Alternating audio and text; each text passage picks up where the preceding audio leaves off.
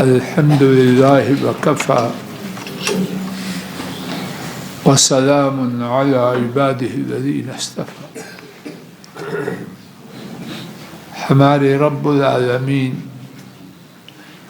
ہم پر نہایت ہی شفقت فرمانے والے ہیں. ان کی رحمت و شفقت کی انگنت اور لاتعداد صورتیں ہیں. انہی میں سے ایک صورت، اس کے بارے میں حدیث شریف میرے ساتھ سماعت فرمائیے. امام بخاری اور امام مسلم رحمہ اللہ تعالی نے حضرت ابو ہریرہ رضی اللہ تعالی عنہ کے حوالے سے روایت کیا. رسول کریم صلی اللہ علیہ وسلم نے فرمایا کہ اللہ عز و جل نے خود فرمایا، اذا اراد عبدی ان يعمل سیئة فلا تكتبوه علی حتى يعملها. اللہ تعالیٰ اپنے فرشتوں سے فرماتے ہیں، جب میرا بندہ برائی کا ارادہ کرے تو اس کے نامہ اعمال میں نہیں لکھنا یہاں تک کہ وہ اسے کرے. فَإِنْ عَمِلَهَا فَاكْتُبُوهَا بِمِثْلِهَا.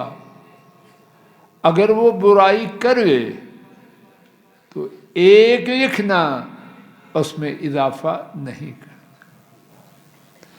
وَإِن تَرَكَهَا مِنْ أَجْلِي. اگر وہ میرے لیے چھوڑ دے، فَاكْتُبُوهَا لَهُ حَسَنَةً. تو اس کے لیے اس برائی کا میرے لیے چھوڑنا نیکی کی صورت میں تحریر کر. غور فرمائیے، برائی کا ارادہ کیا نہیں لکھی جائے یہاں تک کہ اس کا ارتکاب کرے، اور ارتکاب کرنے کے بعد ایک کے بدلہ میں 10 نہیں، 7 5 2 بھی نہیں، 1.25 بھی نہیں، 1. اور اگر اللہ کے خوف سے چھوڑ دے، کچھ نہیں کیا، برائی کے ارادے کے بعد چھوڑنے پر اس کے بعد نیکی لکھی جائے. حضرات، کیا یہ بات میرے اور آپ کے لیے برائی سے روکنے کے لیے بہت کافی نہیں؟ آئیے عزم کریں،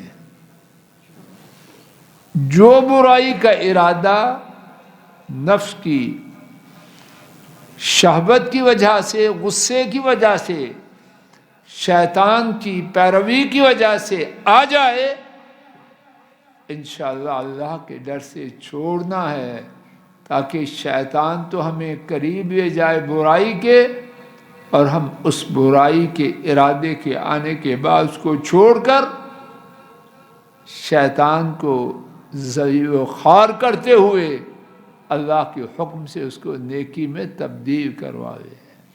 اللہ مجھے آپ کو ایسے ہی کرے. وآخر دعوانا عن الحمد للہ رب العالمین.